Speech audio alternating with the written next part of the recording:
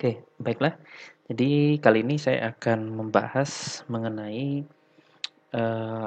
di sini ada dua hal yang saya akan bahas, yaitu yang pertama adalah bagaimana menjalankan aplikasi Android yang kita buat ke emulator alternatif ya. Ya, misalnya kita gunakan emulator lain.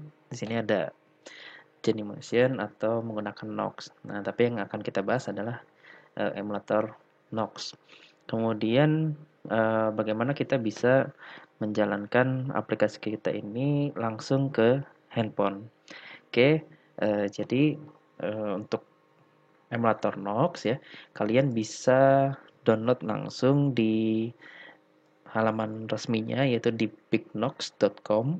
Nah, di sini kalian tinggal download saja ya. Kemudian untuk instalasinya ya ini instalasinya nah, seperti biasa ya. Nanti kalian tinggal ikuti saja wizardnya. Nah, nanti pada saat kalian sudah menginstal di laptopnya atau di PC-nya, nah kalian eh, bisa menjalankannya dan tampilannya akan seperti ini.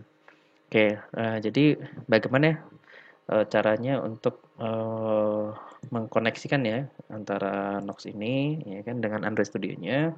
Jadi di sini ada beberapa pengaturan yang perlu kita lakukan. Yang pertama adalah kita harus merubah ya. Jadi kalian tinggal klik saja di sini ya di sistem settingnya, diklik. Kemudian kalian ubah menjadi root ya. Kemudian kalian ubah juga. Nah, untuk resolusinya di sini resolusi setting di performance setting ya. Kalian ubah jadi mobile phone.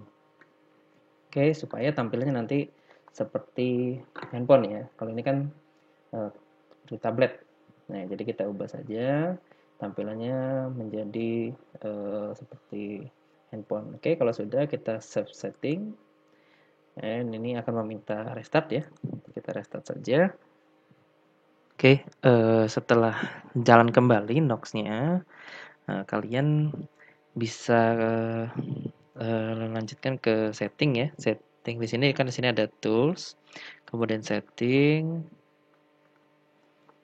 Nah, kemudian ini di bawah ya, kita klik about ya, about.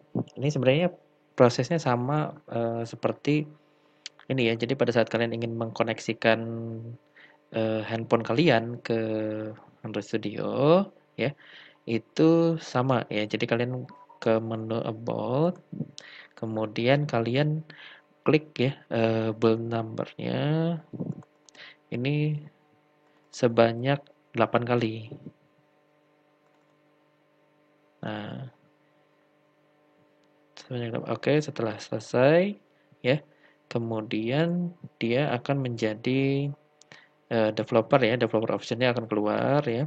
Kemudian kita klik di developer option ini, nah ini diaktifkan ya, USB debugging-nya diaktifkan.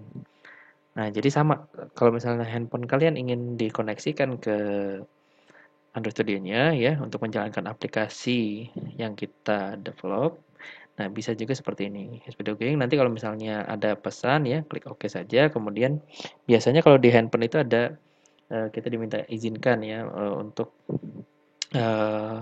apa namanya, MAC address yang nanti ada muncul di handphonenya ya, itu untuk terkoneksi ke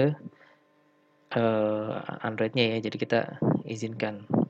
Oke, setelah selesai seperti ini ya, kita ke home lagi. Nah, kita bisa jalankan ya. Jadi ini pilih ke Motorola kalau misalnya di Nox ya.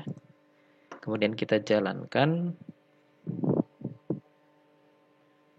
Nah, kalau untuk di handphone itu tinggal dicolok saja ya, dicolok USB-nya ke laptop.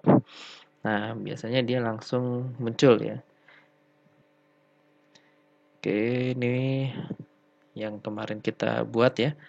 Nah, kalau misalnya untuk di handphone, oke saya akan coba koneksikan ya. Di handphone. Oke. Nah, kita tunggu ya. Nah, ini ya. Jadi pada saat saya koneksikan di handphone ya, di sini akan muncul Samsung yang saya ini ya, yang saya colokkan ke laptopnya. Oke, tinggal dijalankan saja.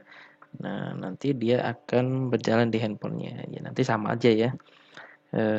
Dia akan proses dulu. Di sini prosesnya ada di bawah.